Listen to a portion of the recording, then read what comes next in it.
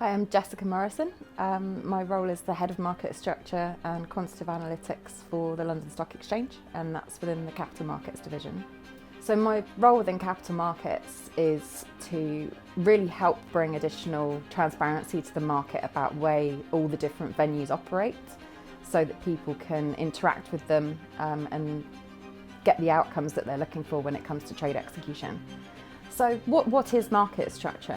Market structure is all about how you trade rather than what you trade. So once a buy side has selected the stocks they want to trade, and once the sell side broker has decided the best way to trade that order, we're really thinking about everything that impacts how you can interact with the market. So on the macro side, what impacts how you can trade, so that's regulation, the kind of rules of the road, that's technology, physically how you can interact with the order books, and that's explicit costs, be they government fees or taxes, things like stamp tax versus exchange fees. And then really what we do is join the dots with what it does to the impact on liquidity. And this is where it gets very quantitative, and that's where you get into micro market structure. So it's really thinking about if a rule were to change, if a fee were to change, if technology were to change, what does that do to volumes? What does that do to intraday curves? What does that do to growth? What does that do to costs?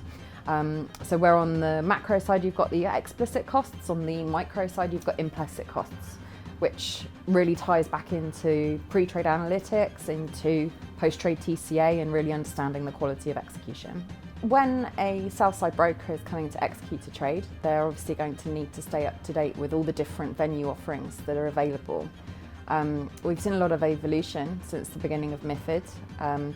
But now we've got to the point where you've got lit continuous, you've got lit auctions, you've got dark venues that are operated by MTFs, you've got now conditional venues as well. So all of these different types of trading book will give a different kind of execution experience and will be better matched to different styles of trading. So for example, if you're looking to trade in size, if you're looking to trade a large block of stock, then potentially going to want to use something like a conditional venue where you can limit the information leakage of a trade, as opposed to someone who wants to trade over the course of the day, can afford to be a bit more passive and wait for opportunities to come. They may be more likely to choose a lit continuous venue. It's really important for both the buy side and the sell side to be able to do appropriate venue level analytics. Depending on the market participant mix that you have within a venue, venues will have different styles of liquidity, different quality of liquidity, different quantity volumes of liquidity.